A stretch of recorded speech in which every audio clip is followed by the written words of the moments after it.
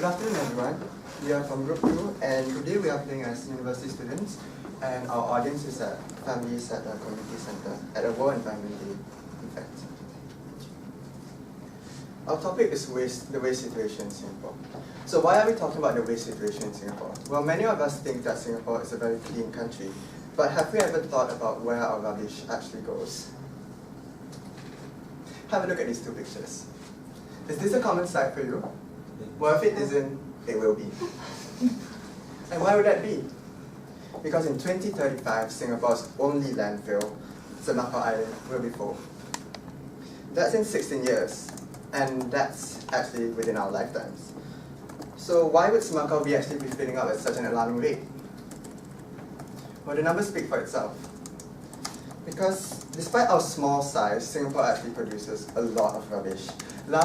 Every year, 200 tons of rubbish is shipped out to Semakau, and of these, 1.76 billion is plastic waste, but only 20% is recycled.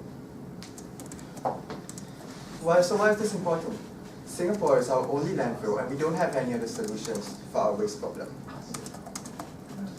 So this is our action plan. I will be talking about our changing attitudes, Jacqueline will be talking about reducing consumption, and Evangeline will be talking about how we can recycle more. So firstly, changing attitudes. So as we know, there are a lot of plastics, and they are graded according to how recyclable they are. But in fact, 7 in 10 of Singaporeans do not know which plastics can and cannot be recycled.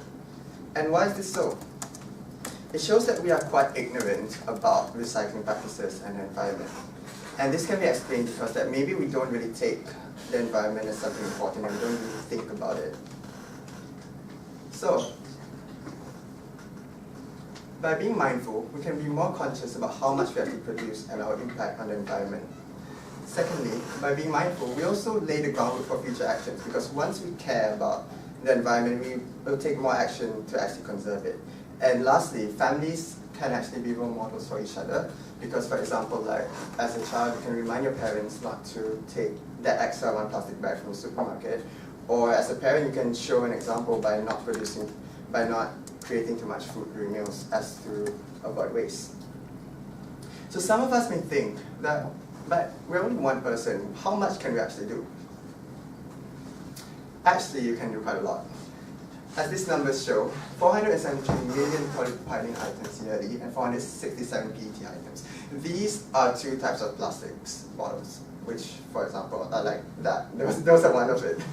So the Singapore Environment Council actually took some calculations, and by dividing the total amount of rubbish to the population, that actually amounts to 1 to 3 items per person per week.